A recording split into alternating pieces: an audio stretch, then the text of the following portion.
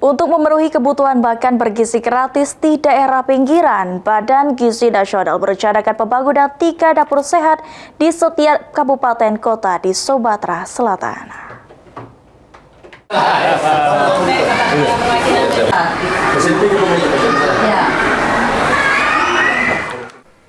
Untuk mendukung program makan bergizi gratis, Badan Gizi Nasional (BGN) berencana membangun dapur sehat menggunakan dana APBN untuk daerah pinggiran di setiap kabupaten kota di Sumatera Selatan dengan sistem pinjam pakai lahan milik pemerintah daerah.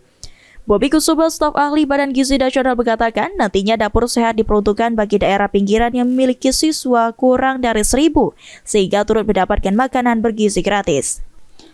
Ada beberapa syarat untuk pembangunan dapur sehat, diantaranya berada di lokasi yang memiliki struktur tanah padat, memiliki akses jalan dengan lebar 3 hingga 4 meter, serta memiliki akses instalasi listrik dan air bersih. Proses yang akan kami jalankan adalah sekarang konstruksi di pertengahan Juni mudah-mudahan, sehingga selesai bisa di September. Harapannya bisa selesai September dan manfaatnya itu sudah dirasakan oleh para. Kalau di Sumsel sendiri, kota atau kabupaten mana Kak nanti yang jadi fokus? Seluruhnya. Jadi seluruh kabupaten kota. Kabupaten kota yang ada di Sumsel.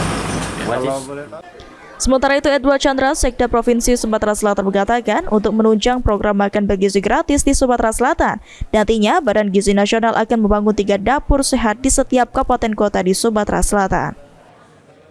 Mereka mengkoordinasikan untuk lahan pembangunan tersebut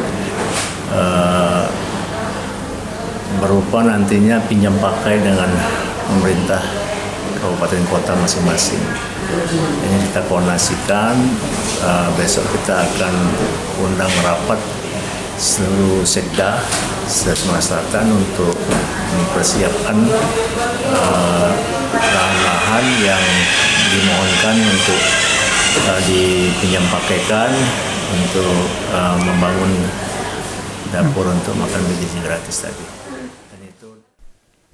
Sementara untuk ukuran bangunan yang diperuntukkan untuk membangun dapur sehat nantinya memiliki ukuran 400 meter persegi. Eki Saputra, PAL TV.